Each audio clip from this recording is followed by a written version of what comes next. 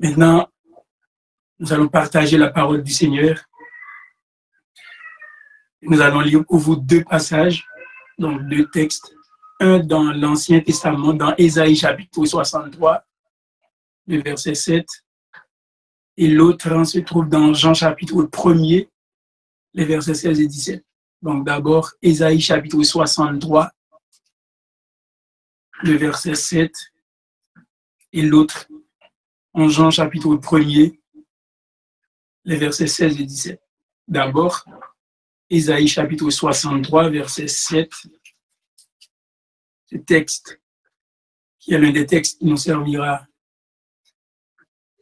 de tremplin, le texte d'Ésaïe 63.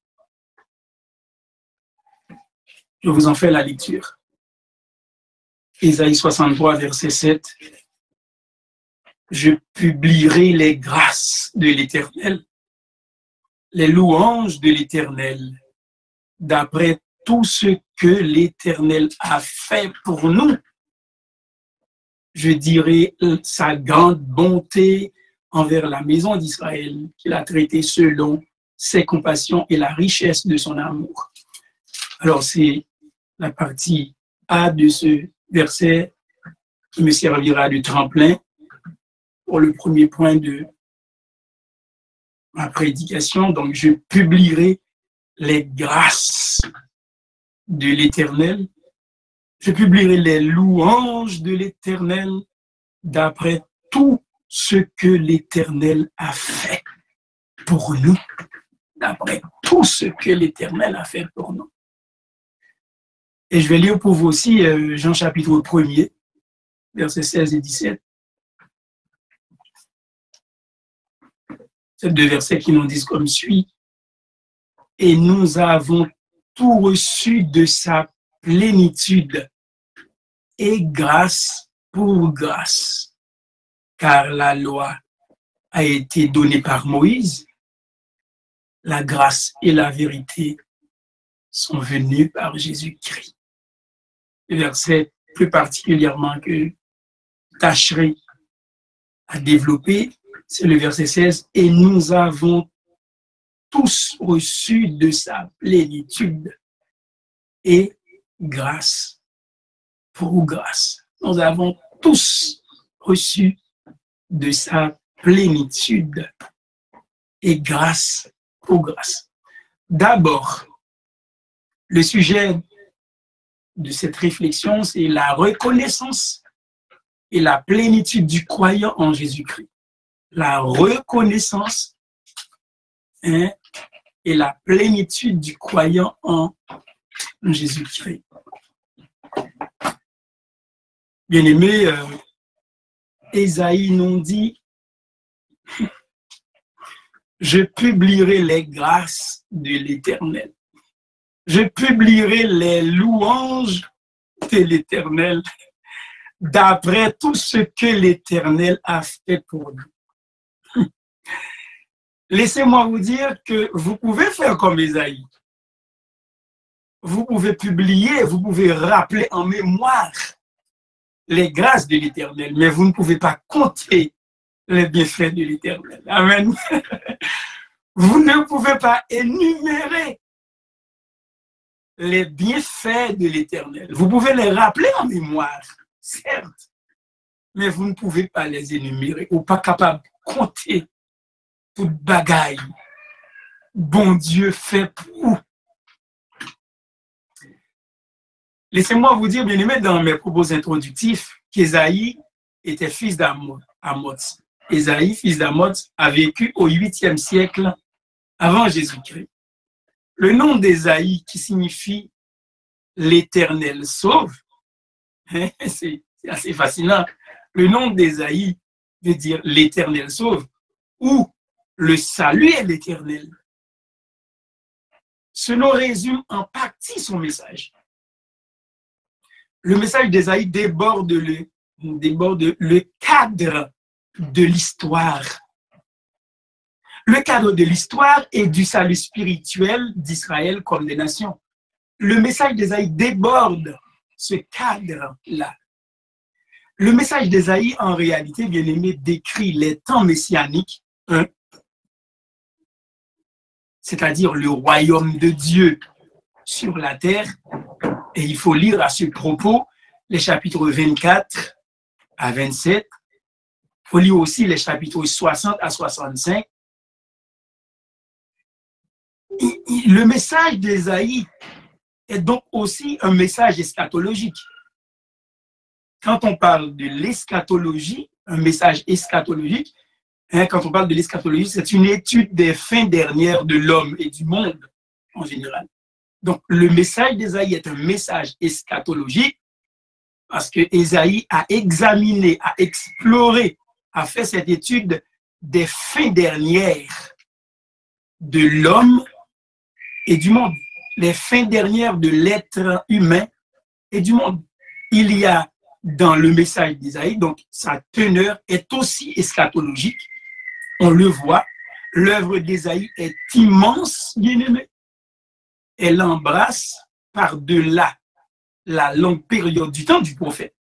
Ésaïe a prêché pendant longtemps, Ésaïe a prophétisé, c'était le grand prophète des nations pendant longtemps. Donc, l'œuvre d'Ésaïe embrasse par-delà la longue période du temps du prophète, les siècles à venir jusqu'au second avènement du Seigneur. Le message du livre peut donc être ordonné autour de 3 thèmes. Le message du livre d'Ésaïe peut tourner autour de ces 3 axes-là, autour de ces 3 thèmes. 3 thèmes fondamentaux. Premièrement, un thème historique. Ésaïe parle de l'histoire. Ésaïe met en évidence quelques rois. Ésaïe révèle les actes merveilleux de Dieu dans l'histoire. Deuxièmement, il y a un thème messianique dans le livre d'Ésaïe. Ésaïe, quand on parle de thème messianique, Ésaïe parlait du Messie. Ésaïe 49, Ésaïe 53, Ésaïe 52. Ce sont des chapitres qui parlent du Messie, c'est-à-dire le Christ qui devait venir, loin de l'Éternel qui devait venir. Donc, Ésaïe a un thème historique, Ésaïe a un thème messianique, il parle mot à mot de Jésus-Christ. Ésaïe cite littéralement ce qui devait arriver à Jésus-Christ. Si vous regardez Ésaïe chapitre 53, vous allez voir, c'est mot à mot ce que le Seigneur plus tard et ce que les apôtres vont dire. Il s'agissait effectivement du Christ. Si vous regardez Ésaïe chapitre 61, Luc en a parlé pour dire qu'il s'agit justement de ce Jésus dont parlait Ésaïe. Jean a fait la même chose. Jean a fait la même chose. Lorsque Ésaïe a vu la gloire de l'Éternel, Ésaïe il s'est tombé sous facile. Ésaïe dit, j'ai vu le roi, l'Éternel des armées, malheur à moi. Et puis Jean va révéler plus tard qu'en réalité, Ésaïe avait vu la gloire du Fils de Dieu. La gloire du Fils de Dieu. Donc, le message du livre peut donc être ordonné autour de 3 thèmes. Un thème historique, un thème messianique, parce que ça parle du Messie, ça parle de Jésus-Christ, depuis le chapitre 40 jusqu'au chapitre 53. Il y a aussi le thème eschatologique, de chapitre 56 jusqu'au chapitre 66.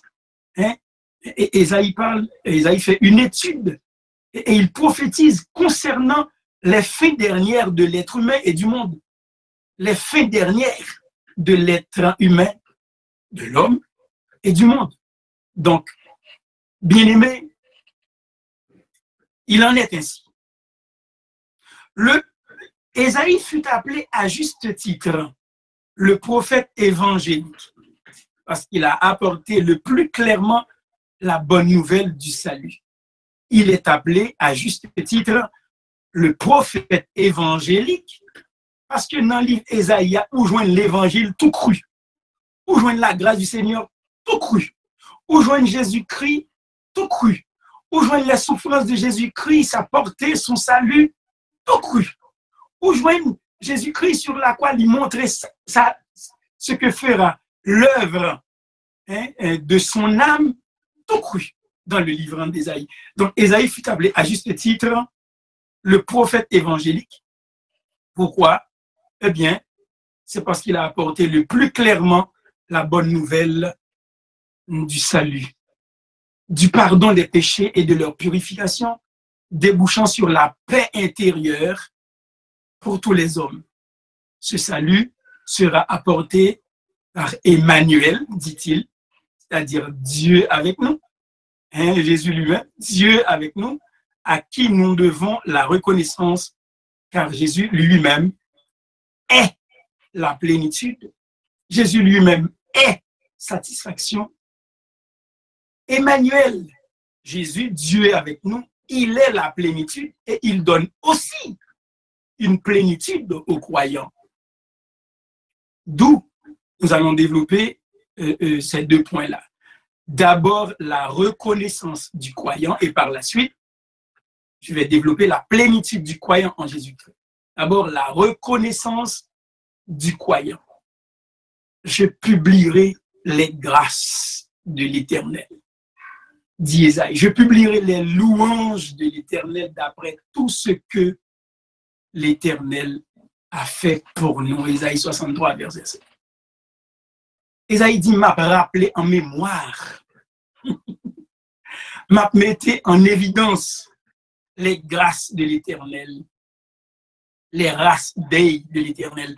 Le mot grâce ici, qui est un pluriel construit en hébreu, c'est le mot qui parle du steadfast love de Dieu, l'amour têtu de Dieu, l'amour infini de Dieu, sa miséricorde, l'amour pratique de Dieu, sa bonté.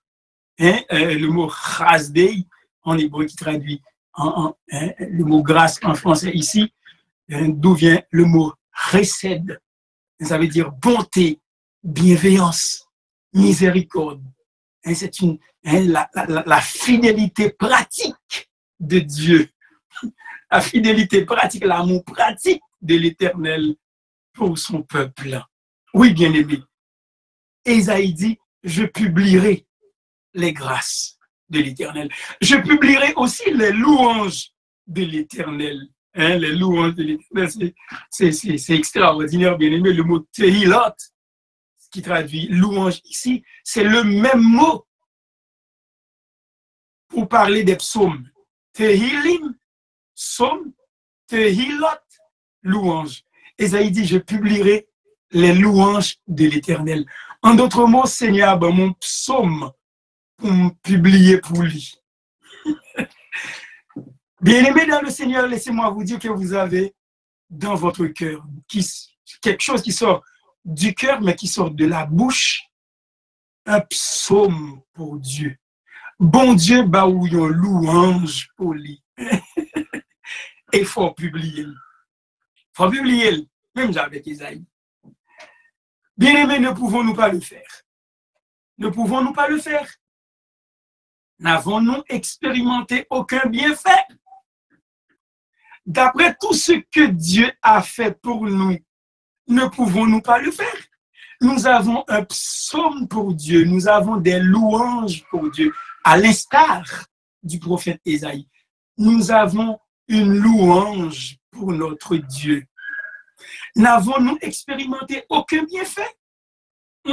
Je ne pense pas. Ou expérimenter un bagaille pour un chant de louange, je dis à frère.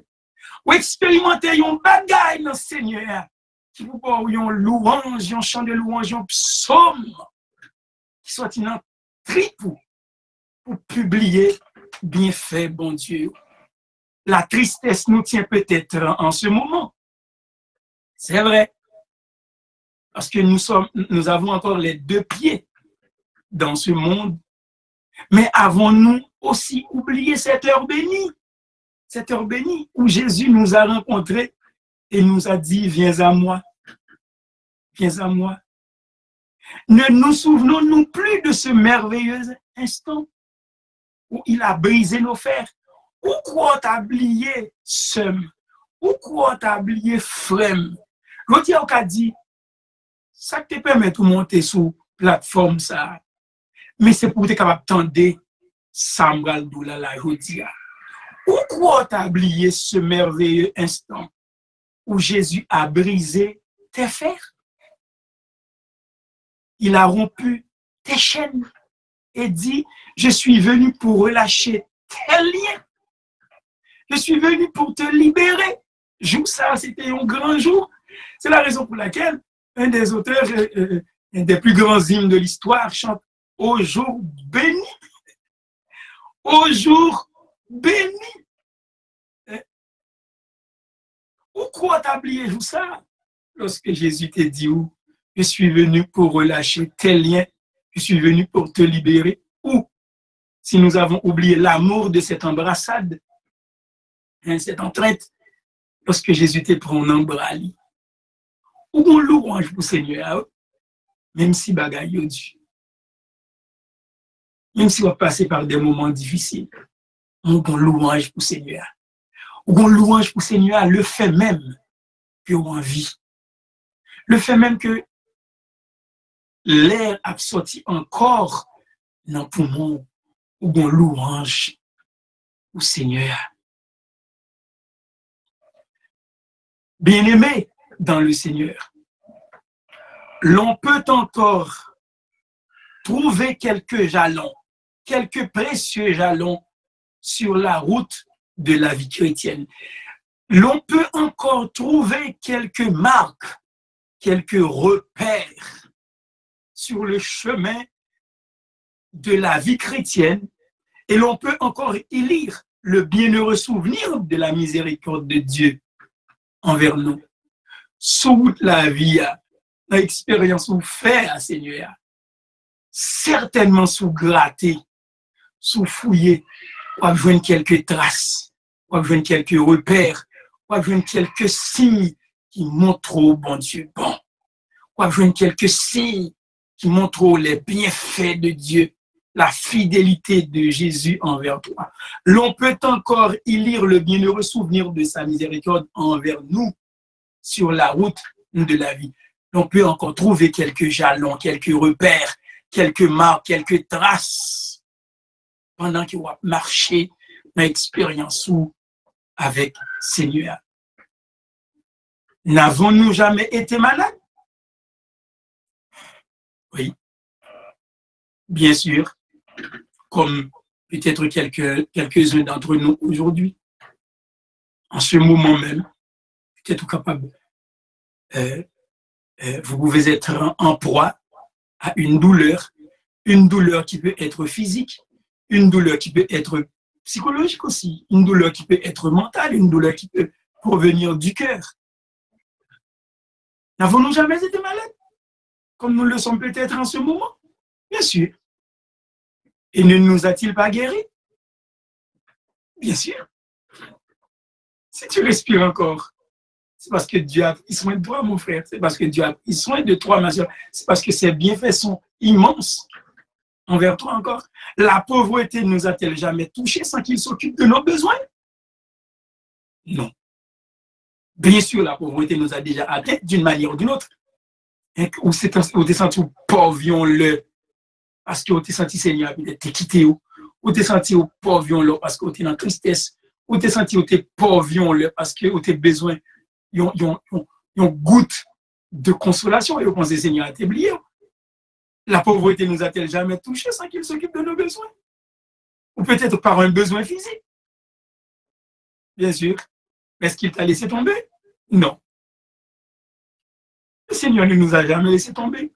Il s'occupe de nous. C'est la raison pour laquelle même l'apôtre Pierre nous dit, déchargez-vous sur lui, sur Dieu, de tous vos soucis, car lui-même prend soin de toi. N'avons-nous jamais été dans la difficulté? Bien sûr. Et ne nous a-t-il pas délivrés? Bien sûr. Il est toujours là. Comme on dit, il était plus jeune, il vient à la parade. Le Seigneur vient à la parade. La vie quand même. La vie quand même. La vie quand même. Bien-aimés dans le Seigneur, peuple béni, race bénie, qu'il me soit permis de vous demander de vous lever. Levons-nous et allons à la rivière de notre expérience. Levons-nous, bien-aimés, et allons à la rivière de notre expérience. Allons au fleuve de nos souvenirs passés. Et trouvons ensemble ce dont Dieu a fait pour nous en Jésus-Christ. Levons-nous et allons à la rivière de notre expérience. Arrachons quelques roseaux et tissons-les en un panier où notre toute petite foi pourra flotter aisément le long du courant. Levons-nous, bien-aimés. Osons-nous nous lever et allons à la rivière de notre expérience avec Dieu, de notre expérience passée avec Dieu. Et arrachons quelques roseaux le long de nos expériences, de cette rivière, de ce fleuve d'expérience avec Dieu. Et tissons-les. Tissons ces roseaux en un panier où notre toute petite foi pourra flotter aisément le long du courant. N'oublions pas ce que Dieu a fait pour nous. N'oublie pas, ma soeur, n'oublie pas, mon frère, ce que Dieu a fait pour toi et arrête de te plaindre. Arrête de te plaindre. Bien que les circonstances semblent aujourd'hui sombres, allumons la lampe du passé. Arrêtez d'en faire Noé. Allumons la lampe du passé. Cette lampe brillera au sein des ténèbres et nous nous confierons dans le Seigneur jusqu'à ce que le matin vienne et que les ombres fuient, jusqu'à ce que le matin vienne et que les ombres fuient.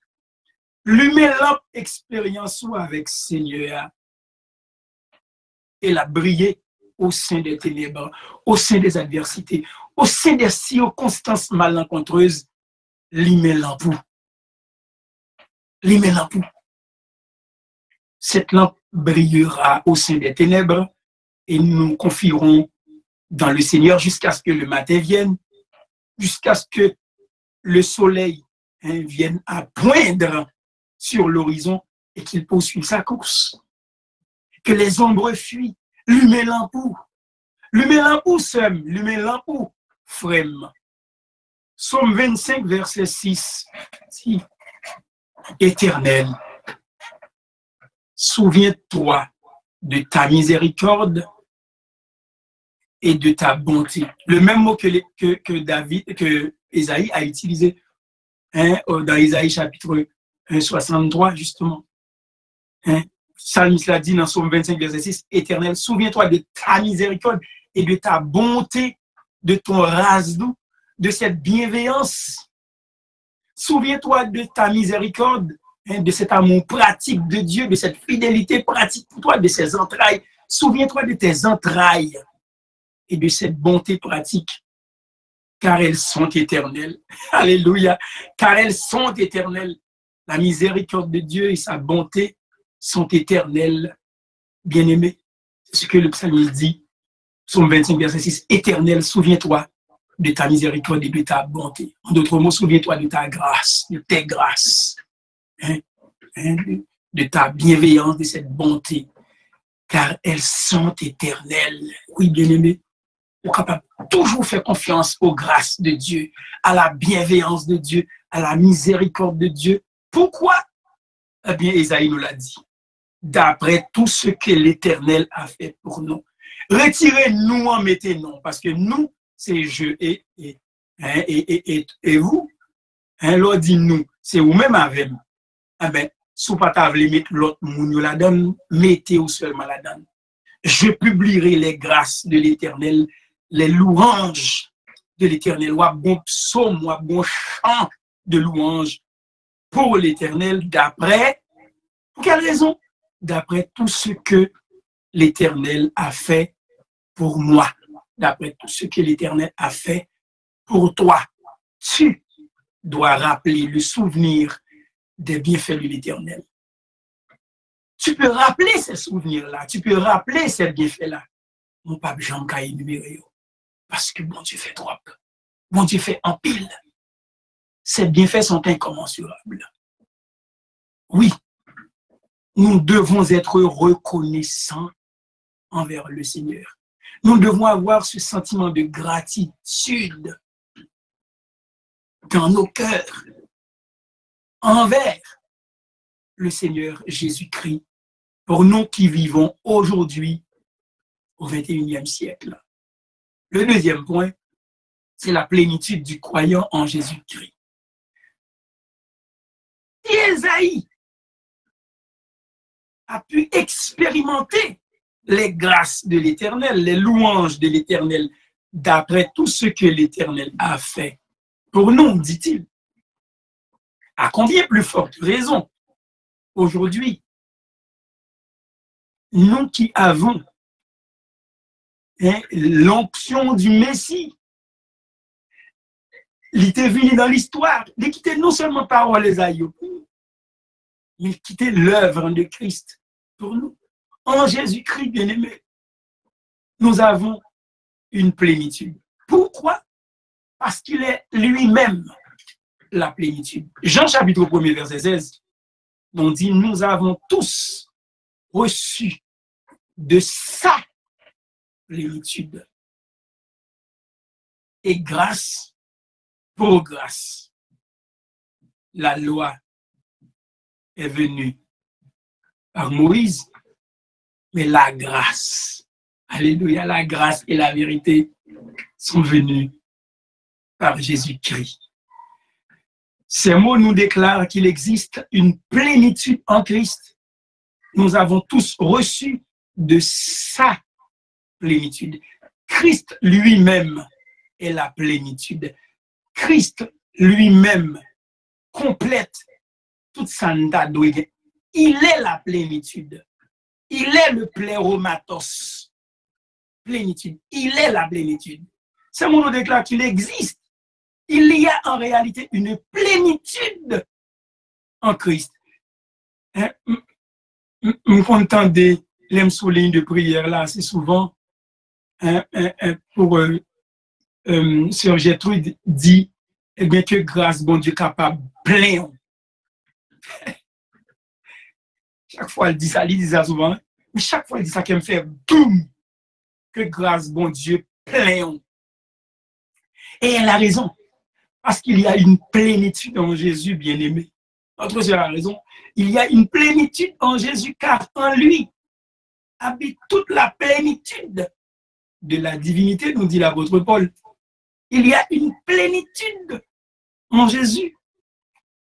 C'est une plénitude de parfaite humanité. C'est aussi une plénitude de l'essence de Dieu. D'abord, c'est une plénitude de l'essence de Dieu, car en lui habite toute la plénitude de la divinité, nous dit l'apôtre Paul dans Colossiens. En Christ habite toute la plénitude.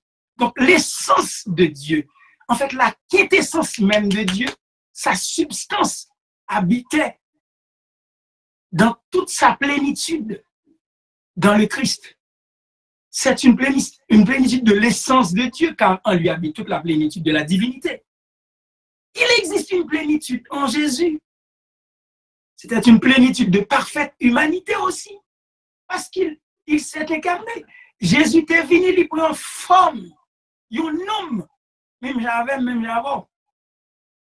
Et en lui habitait, la divinité s'est révélée corporellement.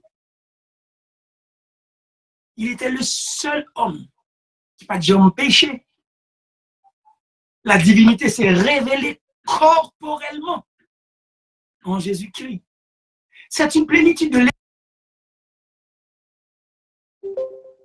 Car 1 Jean chapitre 1er, verset 7, déclare « Le sang de Jésus, son Fils, nous purifie de quoi?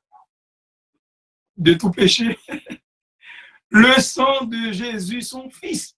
Donc, c'est une plénitude de l'efficacité rédemptrice de son sang. Sans Christ qui t'est coulé, bien-aimé, il y a une efficacité là-dedans. Il y a une protéine là-dedans, il y a une puissance là-dedans. Donc, c'est une plénitude.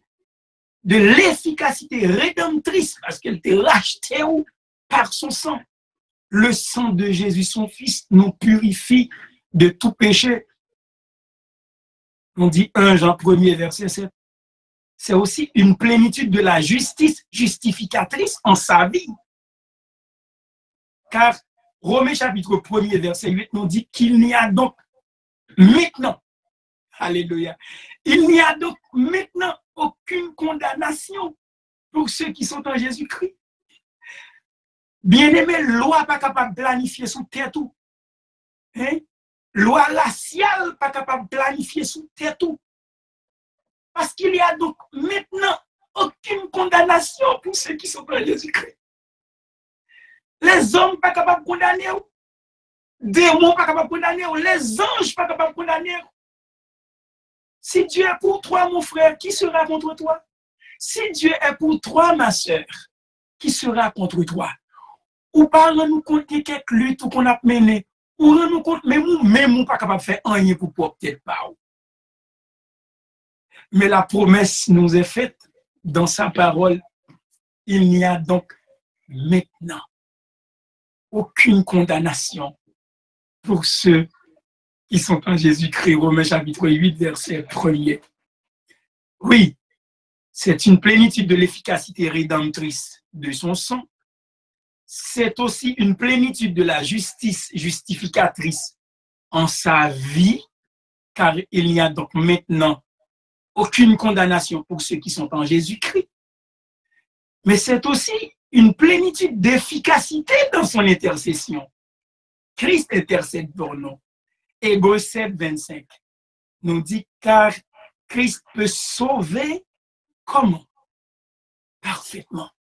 Il peut sauver parfaitement tous ceux qui s'approchent de Dieu par lui, étant toujours vivant pour intercéder en leur faveur. J'aime bien ce chant qui déclare moins qu'on est le vivant. Because he lives. Parce que vivant, on peut compter sous des mains. Parce que vivant, inquiétude nous doit aller, sœur, inquiétude nous doit aller, frère. Parce que Seigneur vivant, ou qu'on est bien pour le tourner, mais en attendant la intercéder pour vous, parce qu'il est vivant, il peut sauver parfaitement tous ceux qui s'approchent de Dieu par lui. Christ étant toujours vivant, maintenant même, il est toujours vivant pour intercéder en notre faveur. C'est aussi une plénitude de victoire en sa mort, car au travers de la mort, Christ a détruit celui qui a le pouvoir de la mort, c'est-à-dire le diable. C'est ce que nous dit Hébreux chapitre 2, verset 14. Bien-aimés, nous devons apprendre ces versets par cœur. C'est une plénitude de victoire en sa mort, car au travers de la mort de Christ, eh bien, lui-même a détruit celui qui a le pouvoir de la mort, c'est-à-dire le diable. Hébreux 2, 14. Ce verset peut nous frapper l'esprit. Ce verset doit nous accompagner tout au long de notre vie. Alors que nous traversons des difficultés, nous traversons des adversités, nous traversons des circonstances malencontreuses, mais qui t'aime d'où? Il a détruit celui qui a le pouvoir de la mort, de par sa mort. Celui qui a le pouvoir de la mort, c'est-à-dire, Hébreux 2, 14 dit, c'est-à-dire le diable. Pour ce qu'on t'a trompé, pour ce qu'on t'a pensé, ses frères qui ont détruit, bagages, ceci, cela, non. Donc, c'est une plénitude de victoire en sa mort, car au travers de la mort de Christ, lui-même a détruit celui qui a le pouvoir de la mort, et la parole de Dieu indique, c'est-à-dire le diable. Le pouvoir du diable, suivant Hébreux chapitre 2, verset 14, est détruit. Même s'il a la gigoté, bien aimé, mais diable là, en d'autres mots, si vous n'avez pas les beaux créoles à voir, quand on poule, tête li coupée déjà, c'est battre la batte. Tête li est coupée déjà. Ou par contre, en Haïti, lorsqu'on poule, besoin de fond sauce poule. Et vous fait quelques jeunes courir des poulailles, puis aucun bel, et puis des pour poulailles pour couper tête li. Une fois que tête pour la de bien aimé, il est pour le mourir. Mais on dirait qu'elle est encore vivant parce que la bat toujours. La bat toujours, ouais, pour la battre. Eh bien, bien aimé, c'est même genre, oui, avec le diable. Tête diable étant frappé déjà par la mort de Christ. Tête coup diable étant coupé déjà. Faut comprendre ça, seul. Faut comprendre ça, frère, ou qui race moins. La mort Christ fait diable perdu pouvoir. Sous elle a bat col toujours, quittez le bat col, quittez ton petit temps passé encore, parce que cool n'est en coupé déjà, tête li est en sorti déjà. Même avec une poule, on peut le fruit, on peut le cocher, on peut le tirer plume sous lui. Cool est en tranché déjà. C'est battre la batte. Jusqu'à ce que petit à petit, souffle la vigne patinette, parce que cool est en coupé déjà. Donc, bien aimé, Hébreux 2,14 nous dit, Christ a détruit celui qui a le pouvoir de la mort. Pas quitter le diable à mettre sous coup, sous aucune forme. Pas quitter le diable, pas quitter le mettre pied sous cou, aucune manière. Pas quitter le prendre louange joie. Pas quitter le prendre chant de reconnaissance soi. Pas quitter le diable à prendre les mots de ton psaume à l'égard de Dieu. Christ a détruit celui qui a le pouvoir de la mort, c'est-à-dire le diable. C'est aussi une plénitude d'efficacité en sa résurrection d'entre les morts. Car 1 Pierre chapitre 1er verset 3 déclare que par la résurrection, Christ nous a régénérés pour une espérance vivante. Donc, c'est une plénitude de l'efficacité rédemptrice de son sang. C'est une plénitude de la justice justificatrice en sa vie. C'est une plénitude d'efficacité dans son intercession, parce que Christ a suspendu prier pour peuple, et étant toujours vivant, il intercède en notre faveur. C'est une plénitude de victoire en sa mort, car au travers de la mort, il a détruit celui qui a le pouvoir de la mort, c'est-à-dire le diable. C'est une plénitude d'efficacité en sa résurrection d'entre les morts, car par la résurrection, il nous a régénérés pour une espérance vivante. Ça veut dire espérance, c'est pas des cas non liés. C'est une espérance vivante, une espérance bienheureuse, une espérance bénie, une espérance bénie dans cette plénitude que Christ nous accorde. C'est aussi une plénitude de triomphe en son ascension, car Éphésiens chapitre 4, verset 8 nous dit « Étant monté dans les hauteurs, Christ a amené des captifs et il a fait des dons aux hommes. » Donc, c'est une plénitude de triomphe en son ascension. Christ, le fait même que tu mort, mais le pas étant battu, étant monté dans les hauteurs, il a emmené des captifs et il a fait quoi? Des dons aux hommes. Éphésiens 4, verset 8. Puisses-tu profiter, mon frère, de ce que Christ a donné dans sa plénitude? Puisses-tu comprendre dans une intelligence un peu plus aiguisée ce que Christ a fait pour toi, les dons qu'il t'a fait? Mais c'est aussi une plénitude de bénédictions de toutes sortes et de toutes formes. Tiens, Christ est plénitude et il nous donne cette plénitude. Nous avons tous reçu de cette grâce, de cette plénitude. C'est une plénitude de bénédictions de toutes sortes et de toutes formes, une plénitude de grâce qui pardonne, de grâce régénératrice, de grâce sanctifiante, de grâce préservatrice et source de perfection. Ça veut dire, bien-aimé, dans Christ, qui plénitude, il faut goûter, parce que à cause de dire oui, tu wash goûter graisse. C'est une plénitude de bénédiction de toutes sortes et de toutes formes, une plénitude de grâce qui pardonne, de grâce régénératrice, de grâce sanctifiante, de grâce préservatrice et source de perfection. Ça veut dire, non, Jésus, où joignent toutes bon bagaille. Nous joignons une plénitude, nous joignons dans Christ, tout ça, nous, corps, nous, besoin, toute sa vie, nous, besoin, une source de perfection. Ça veut dire inquiétude ou capable d'aller bien aimé. Les cafés, s'il bon salut, il est capable de tout reste là. Quoi attendez ça me dit? Et pour vous-même, moi, dis oui. Si Seigneur bon salut, s'il pardonne les péchés, s'il bon cette grâce régénératrice, cette grâce sanctifiante, cette grâce préservatrice, parce que c'est lui garder, c'est lui préserver, cette grâce qui est source de perfection, il capable tout reste là. Il capable tout reste là. Il capable tout reste là. Parce que c'est une plénitude pour tous les instants de notre vie. Et une plénitude qui apporte la consolation au sein de l'affliction. Et cette plénitude apporte aussi la direction au sein de la prospérité. Quittez une fois qu'on est par ce bout de phrase.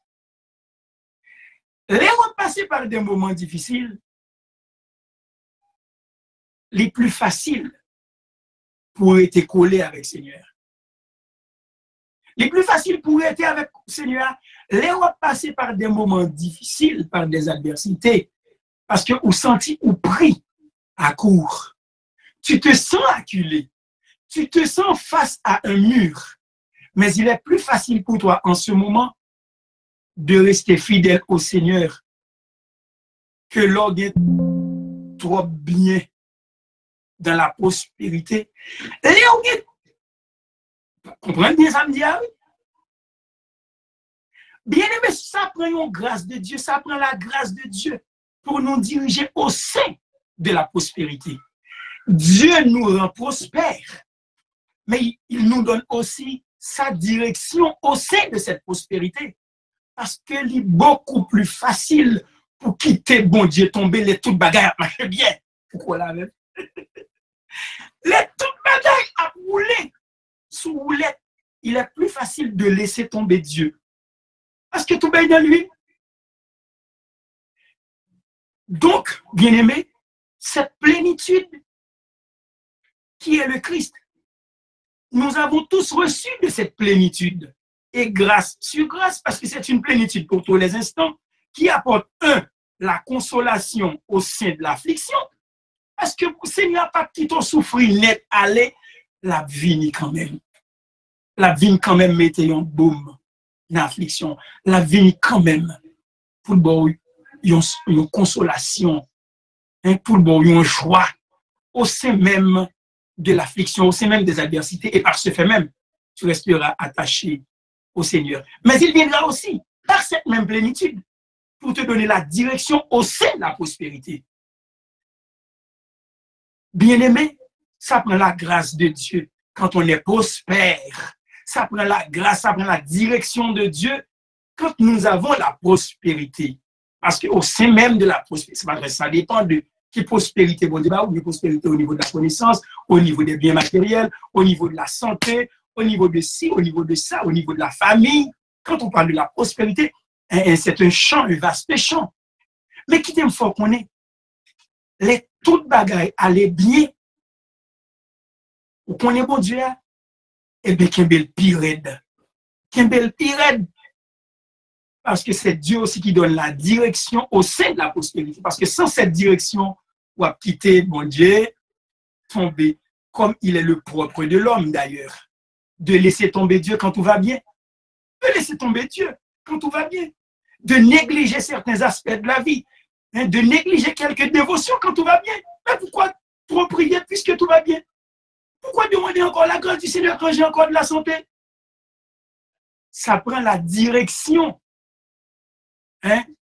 de Dieu pour le croyant au sein de la prospérité. Et cette plénitude, nous la trouvons pour tous les instants.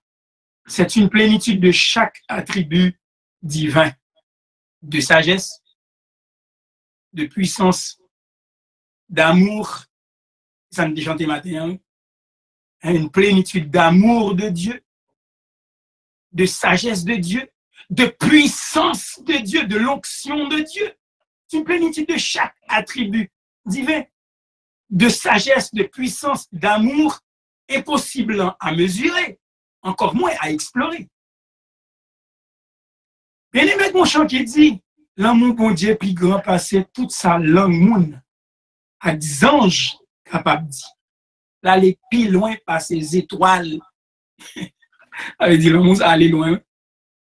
Là, les plus loin par ces étoiles pour te joindre moun qui était complètement égaré dans la boue du péché pour être capable de sauver. Et chant dit, si nous sommes capables de changer l'homme, qu'on lance dans le ciel là pour écrire. Si tout bois sous la tête était plume, alléluia. Si toute forêt, c'était plume. Et l'on met toute l'eau qui existait, qui est 75% d'eau sur la surface de la terre. Si toute l'eau, toute l'eau met tout océan, c'est capable de transformer en encre.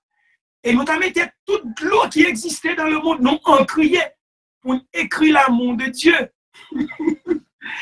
Et au théâtre, aller encore pour dire, si tous les hommes, tous les humains,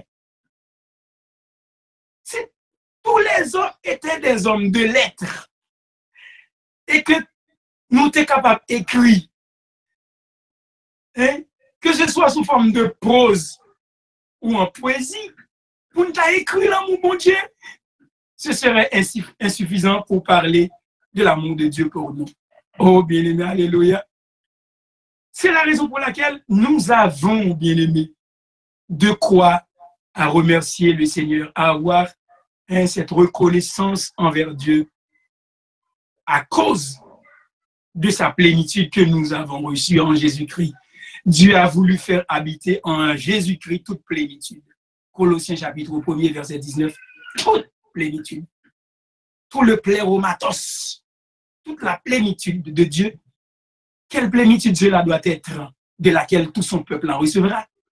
Si bon Dieu dit, si parole bon Dieu dit, ou qu'à recevoir, lui bien-aimé, on va besoin de limiter avec bon Dieu. On va besoin de mettre limite avec Seigneur, à tous égards.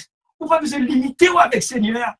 Oui, c'est une vraie plénitude lorsque le fleuve ne cesse de couler. C'est une vraie plénitude. Et que la source continue toujours aussi libre, aussi riche et aussi abondante. Je vais finir, mais juste avant de finir, quittez me faire une invitation. Venez, amis croyants.